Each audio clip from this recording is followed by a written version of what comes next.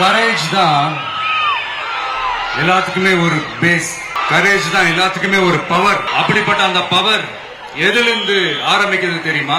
நம்மள under estimate பண்ற நேரத்துல, நம்மள ஒரு ஏளனமா பாக்குற நேரத்துல, நம்ம யாருன்னு ப்ரூவ் பண்ணி காட்டணும்னு ஒண்ணு தோணும். நம்ம யாருன்னு காட்டணும்னு ஒரு உத்வேகம் ஒண்ணு வரும். அப்படி ப்ரூவ் பண்ற அந்த பாயிண்ட் எதுல இருந்து ஸ்டார்ட் ஆகுது தெரியுமா? எந்த விஷயத்துல நம்மள கிண்டலும் கேலியுமா பேசுறாங்களோ அதே விஷயத்தை வச்சு நம்ம அது ஒரு பாசிட்டிவா மாத்துறதுன்னு ஒண்ணு இருக்குல்ல, அதே விஷயத்தை வச்சு நம்ம அது ஒரு ஃபயரா மாத்துறதுன்னு ஒன்று இருக்குல்ல, அங்கிருந்துதான் அந்த பவரே ஸ்டார்ட் ஆகும். அப்படிப்பட்ட அந்த உண்மையான அந்த பவரை சொல்ற அந்த பாயிண்ட்ல இருந்து ஆரம்பிக்கலாமா?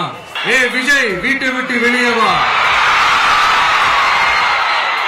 ஏ விஜய், பணியூர் விட்டு வெளியே வா அப்படின்னு சொல்றவங்களுக்கு என் வீடு எதுன்னு தெரியுமா? முதல்ல என் வீடு எங்க இருக்குனாவது தெரியுமா? என சீண்டி பார்க்கறதா நினைச்சு கிண்டலும் கேலியுமா பேசுறவங்களுக்கு நான் சொல்றேன், இந்த தமிழ்நாடு தமிழ்நாடுன்னு சொல்றாங்களே, அது மத்தவங்களுக்கு வேணா ஸ்டேட்டா இருக்கலாம். ஆனா என்ன பொறுத்த வரைக்கும் என் தாய் நாடான தமிழ்நாடு தான் என் வீடு.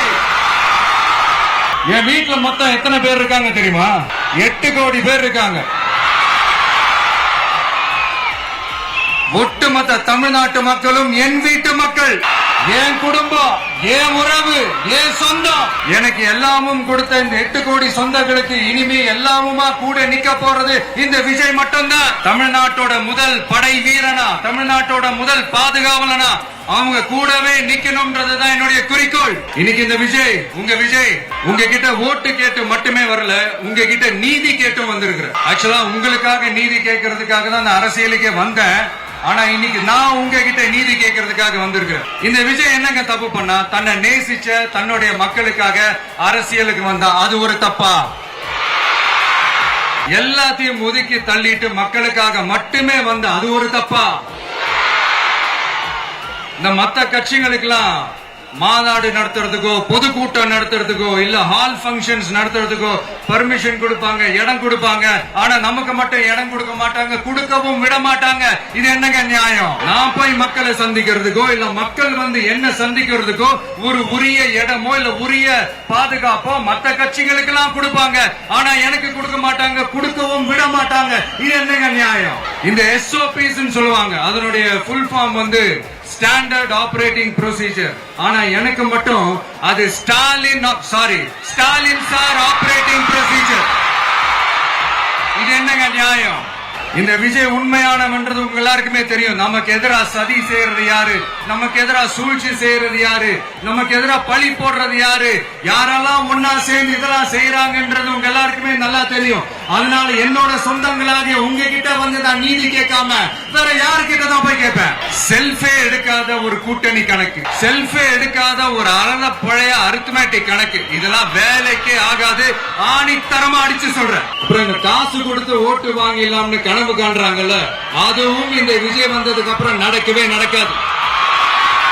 வண்டி வண்டியா கொண்டாந்து குட்டுவாங்க. 1000, 2000, 3000, 4000, 5000 சாமி மேல சத்தியெல்லாம் வாங்குவாங்க. அப்படிதான் இத்தனை வருஷமா உங்களை ஏமாத்தி இருக்கிறாங்க. வாங்கிக்கங்க, சந்தோஷமா வாங்கிக்கங்க. எல்லாம் உங்க பணம் தான். வாங்கிக்கிட்டு அவங்க காதிலே விசில ஊதி அனுப்புங்க. எப்படி? அவங்க செவிலே விசில ஊதி அனுப்புங்க. ஜென்சி அடுத்த இளம் தலைமுறையினருக்கும் நான் சொல்லணும்னு நினைக்கிறேன். பணத்தை கொடுத்து ஏமாத்தி ஓட்டு வாங்குற அந்த கலாச்சாரம் ஒழியணும். பணத்தை கொடுத்து ஏமாத்தினா ஏமாறுவீங்க. உங்களை தான் கேட்கிறேன், பணத்தை கொடுத்து ஏமாத்தினா ஏமாறுவீங்க? எல்லாரும் கொஞ்சம் கை இப்படி வைங்களேன் எனக்காக. நான் சொல்றதை கொஞ்சம் ரிப்பீட் பண்ணுங்க. எங்க ஓட்டு எங்க உரிமை. எங்களை யாரும் விலைக்கு வாங்க முடியாது. எங்கள் ஓட்டு விசில் சின்னத்துக்கு தான். வேற யாரையும் நம்பி ஏமாற மாட்டோம். தேங்க்யூ. இனிமே நீங்க கொள்ளையடிச்சு வச்சிருக்கிற பணம் எல்லாம் வேஸ்டா போகுது. குப்பையில தான் தூக்கி போடணும். உங்களுடைய இந்த ஊழல் ஆட்சியும் மக்கள் குப்பையில தான் தூக்கி போட போறாங்க. அடுத்து ஒவ்வொரு வீட்டில் இருக்கிற என்னுடைய குட்டி நண்பா நண்பீஸுக்கும் நான் சொல்லணும்னு நினைக்கிறேன். வீட்டுல டிவியில உட்கார்ந்து இந்த பிரச்சார மீட்டிங் எல்லாம் பார்த்துட்டு இருப்பீங்க. உங்களையும் உங்களுடைய ஃபியூச்சரையும் மைண்ட்ல வச்சுக்கிட்டு தான் நாம அரசியலுக்கே வந்திருக்கிறோம். அதனால எனக்காக நீங்க ஒண்ணு செய்யணும். தொடர்ந்து செஞ்சுக்கிட்டு தான் இருக்கிறீங்க. நான் நிறைய கியூட்டான வீடியோஸ்லாம் நான் பாக்குறேன். உங்க அம்மா அப்பா கிட்ட மைக்க நீட்டி யாருக்கு ஓட்டு போடுவீங்கன்னு கேட்டா பின்னாடி இருந்த அந்த பையன், அம்மா விஜய்னு சொல்லுமா, அப்பா விஜய்னு சொல்லுப்பா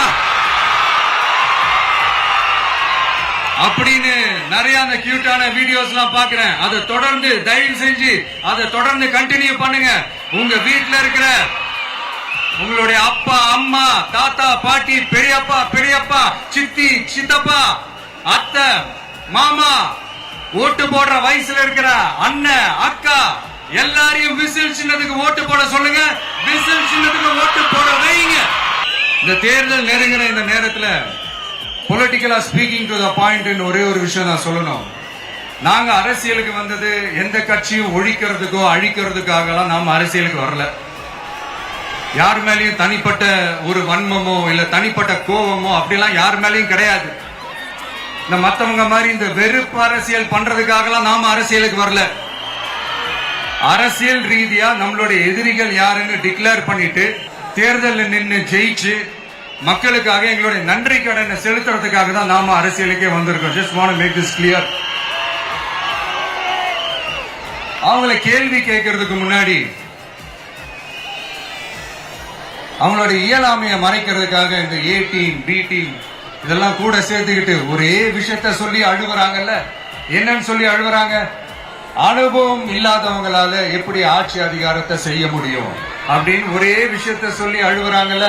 அந்த அழுகைக்கு நாம ஒரு பதிலடி கொடுக்கணும்ல.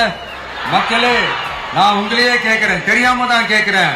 இந்த அனுபவம் அனுபவம் அனுபவம்னு சொல்றாங்களே, அதிகாரத்தை வச்சு மக்கள் பணத்தை கொள்ளையடிச்சதை தாண்டி வேற ஏதாவது கொம்பு முளைச்ச பெரிய அனுபவம் இவங்களுக்கு இருக்குதா?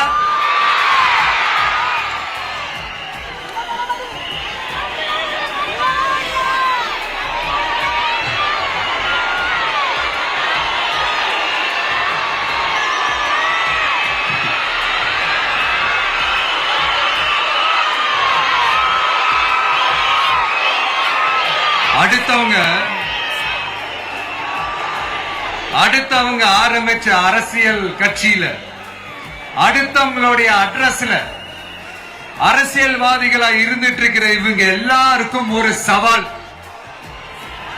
என்ன மாதிரி தனியா என்ன மாதிரி சொந்தமா ஒரு கட்சி ஆரம்பிச்சு 1% அட்லீஸ்ட் 1% வாக்கு வாங்கி காட்டுற அந்த தில் இருக்குதா, திராணி இருக்குதா?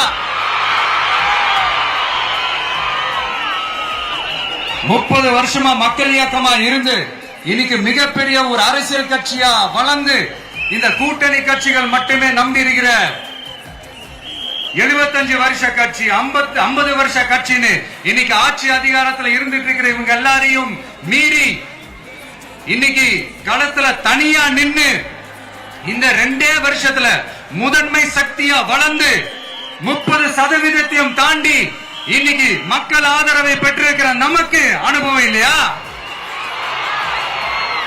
உங்களுடைய அனுபவம் என்னன்னு சொல்லட்டுமா?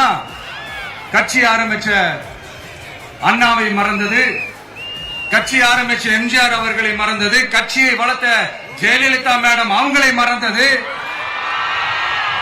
இவங்க எல்லாரும் சொன்ன விஷயங்கள், பேசின விஷயங்கள், எதையெல்லாம் ஃபாலோ பண்ணணும்னு சொன்ன விஷயங்கள் எல்லாத்தையும் மறந்தது. இவங்களுக்கு நமக்கு அனுபவம் இல்லையா?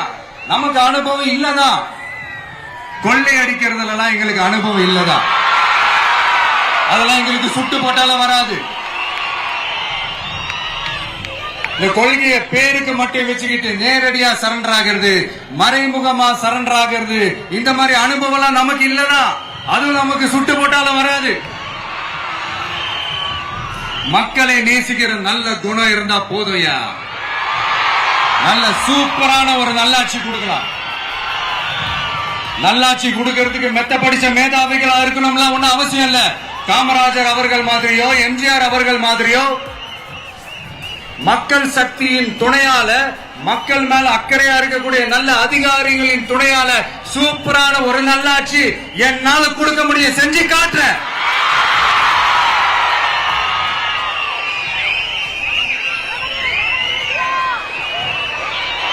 4.5 வருஷம் ஆச்சு, 4.25 வருஷத்துக்கு மேல ஆகுது. இப்போ ஒவ்வொரு வீட்டு கதவையா தட்டி உங்கள் கனவுகளை சொல்லுங்கள், உங்கள் கனவுகளை சொல்லுங்கள், நாங்கள் அதை நிறைவேற்றி காட்டுறோம். இல்ல, ஸ்டாலின் சாருக்கு மக்கள் சார்பா ஒரு கேள்வி, மக்களுடைய கனவு என்னன்னு உங்களுக்கு தெரியுமா சார்? அது சரி, அவங்க என்ன நினைக்கிறாங்கன்னு உங்களுக்கு தெரியாது, அதுக்கப்புறம் எப்படி அவங்க கனவுகளை பத்தி உங்களுக்கு தெரியும். மக்களோட கனவு என்னன்னு நான் சொல்லட்டுமா சார்? 2019, 2021, 2024 இந்த 3 தேர்தலையும் மக்கள் உங்களுக்கு வாக்களிச்சதுக்கு காரணம் நீங்க மக்களுக்கு ஏதாவது நல்லது செய்வீங்கன்னு நம்பிதான். ஆனா நீங்க மக்களுக்கு கொடுத்த பரிசு மக்களுக்கு பாதுகாப்பே இல்லாத மக்கள் விரோத ஆட்சி. அந்த மக்கள் விரோத ஆட்சியை அகற்றிட்டு அந்த இடத்தில் தமிழக வெற்றி கழகத்தை ஆட்சி பீடத்தில் அமைக்கணும் அப்படின்றதுதான் மக்களுடைய ஒரே கனவு. இந்த மக்கள் விரோத திமுக அரசை நிலைக்க கூடாது அப்படின்றதுதான் மக்களுடைய ஒரே கனவு. 100% தூய சக்தி டிவிக்கு ஆட்சி அமைக்கும். அதுல உங்களுடைய கனவுகள், உங்களுடைய ட்ரீம்ஸ் எல்லாமே ஃபுல்ஃபில் ஆகும், நிஜமாகும்.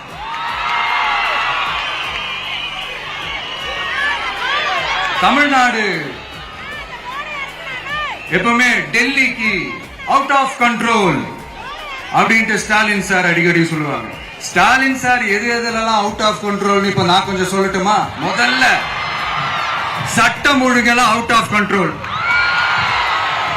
பெண்கள் பாதுகாப்புல அவுட் ஆஃப் கண்ட்ரோல், இளைஞர்கள் வேலை வாய்ப்புல அவுட் ஆஃப் கண்ட்ரோல், மொத்தத்தில் அவரோட ஆட்சியே ஒரு அவுட் ஆஃப் கண்ட்ரோல். இந்த வருஷம் பிகினிங்ல சட்டசபையில பேசும்போது சொல்றாங்க, மக்கள் எல்லாரும் ரொம்ப மகிழ்ச்சியா இருக்கிறாங்க, அதனால நானும் ரொம்ப மகிழ்ச்சியா இருக்கிறேன் அப்படின்னு.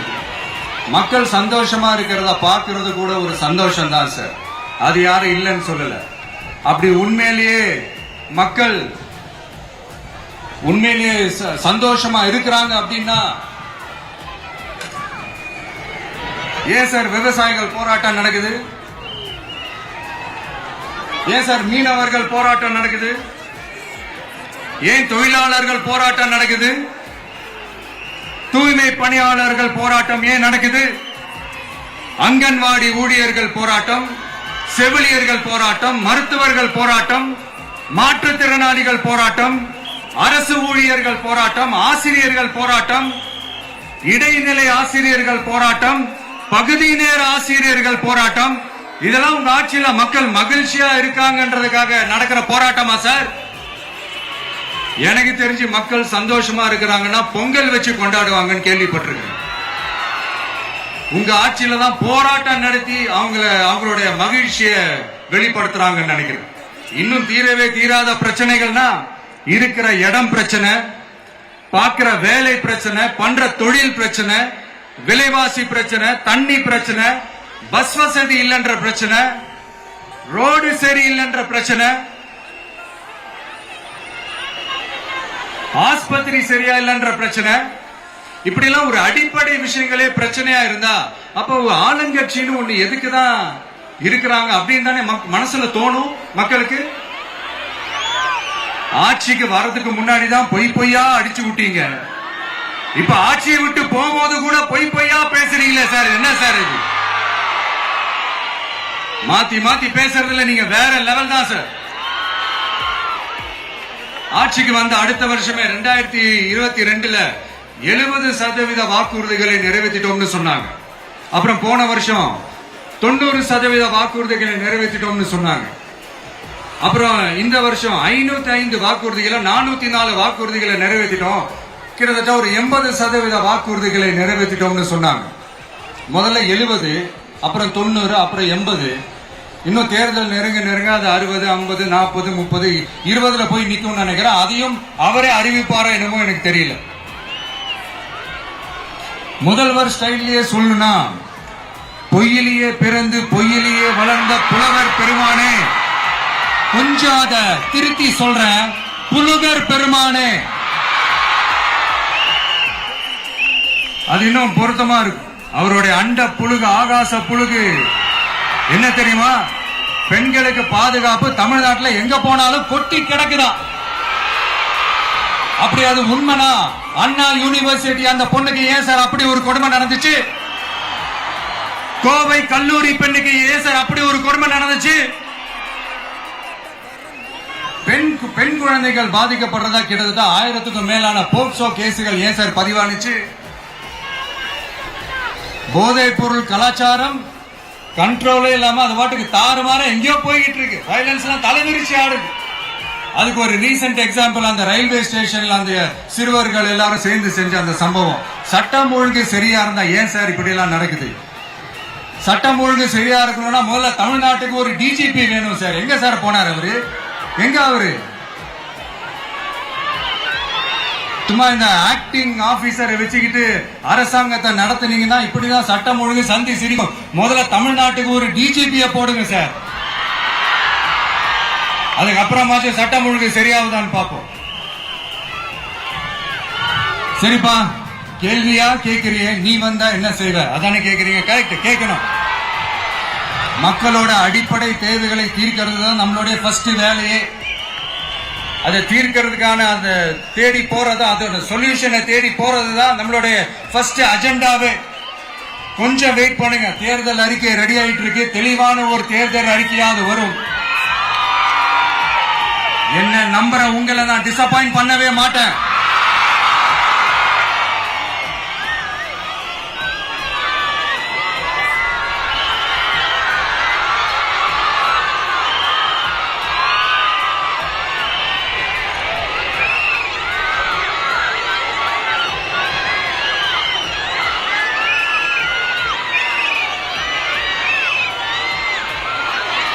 இந்த சும்மா ஆட்சிக்கு வரணும்ன்றதுக்காக இந்த நடைமுறைக்கு சாத்தியமே இல்லாத இந்த மாதிரி விஷயங்கள் எல்லாம், வாக்குறுதிகள் நான் இன்னைக்குமே கொடுக்கவே மாட்டேன். அதே மாதிரி ஆட்சிக்கு வந்ததுக்கு அப்புறம் கூட அவங்க அது தரல, இவங்க இது தரல அப்படின்லாம் பம்மிக்கிட்டு இல்லாம உங்களுக்காக எந்த எக்ஸ்ட்ரீமுக்கும் போய் நான் போராடவும் தயாரா இருக்கிறேன். அதனால நான் மறுபடியும் இதை நான் ரிப்பீட் பண்றேன். இவ்வளவு நாள் இதை நான் மட்டும் தான் சொல்லிக்கிட்டு இருந்தேன். இப்ப களமே சொல்லுது, 2 பேருக்கு நடுவுல தான் போட்டியே.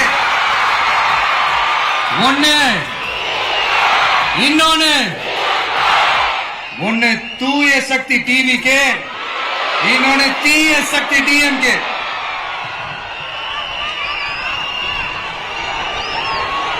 இப்ப நம்ம இந்த எலெக்ஷன் விஷயத்துக்கு வருவோம். விஜய் என்னப்பா இவரை மட்டும் தான் எதிர்க்கிறாரு, இவங்களை எதிர்க்க மாட்டேன்றாரு, அவங்கள பத்தி எதுவுமே சொல்ல மாட்டேங்கிறாரு. இல்ல நான் கேட்கிறேன், இது யாருக்கான எலெக்ஷன்? தமிழ்நாடு சட்டசபைக்கான ஒரு தேர்தல். இப்ப இங்க யார் ஆட்சியில் இருக்கிறா? யாரு பொய்யா வாக்குறுதிகளை கொடுத்து மக்களை ஏமாத்துறது? யாரு மக்கள் விரோத ஆட்சியை நடத்துறது? அப்ப இங்க யாரை அகற்றணும்? இந்த மக்கள் விரோத திமுக அரசை அகற்றணும்னா நம்ம யாரை எதிர்க்கணும்? எதுக்கு தேவையில்லாம பல முறை மக்கள் ஆல்ரெடி டிலீட் பண்ணவங்களை எதுக்கு?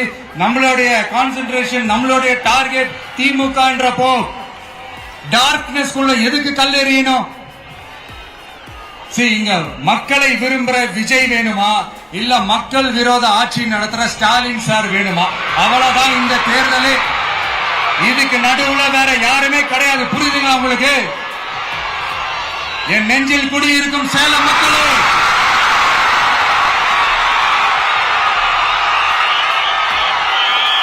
One last simple question. Vijaya நம்புறீங்களா, ஸ்டாலின் சார நம்புறீங்களா? அவ்வளவுதான், முடிஞ்சு போச்சு. கதம் கதம். போர் முழக்கம் உங்களை ஒரு நிமிஷம் கூட தூங்க விடாது. இந்த போன லாஸ்ட் வீக் இந்த டிஎன்பிஎஸ்சி இந்த எக்ஸாம்ஸ், இந்த குரூப் 2 எக்ஸாம்ஸ் அதை அனௌன்ஸ் பண்ணிட்டு உடனே அதை கேன்சல் பண்ணிட்டாங்க. இது உலகத்துக்கு எல்லாருக்கும் தெரியும். கேன்சல் பண்ணிட்டு ரொம்ப சிம்பிளா டெக்னாலஜி இதோ சம் ஃபால்ட், டெக்னிக்கல் ஃபால்ட் அப்படின்னு சொல்லி அதை கடந்து போயிட்டாங்க. இத்தனை வருஷமா ராத்திரி பகலமா கஷ்டப்பட்டு நமக்கு அந்த வேலை கிடைக்காதான்னு அந்த எக்ஸாம்ஸை ஃபேஸ் பண்ண வந்த நம்மளுடைய தம்பி தங்கைகள் எவ்வளவு ஒரு மன உளைச்சலுக்கு ஆளாயிருப்பாங்க. அதை யாராவது யோசிச்சு பாத்தீங்களா? ஒரு எக்ஸாம்ஸ் ஒழுங்கா நடத்த தெரியல. இதுல உலக நாடுகளோட போட்டி போடுறாங்க. நம்மளுடைய தம்பி தங்கைகள் நம்ம அம்மா அப்பா கிட்ட சொல்லுங்க, யாரும் தைரியம், எல்லாரும் தைரியமா இருங்க. வரப்போறது உங்க ஆட்சி, நம்ம ஆட்சி.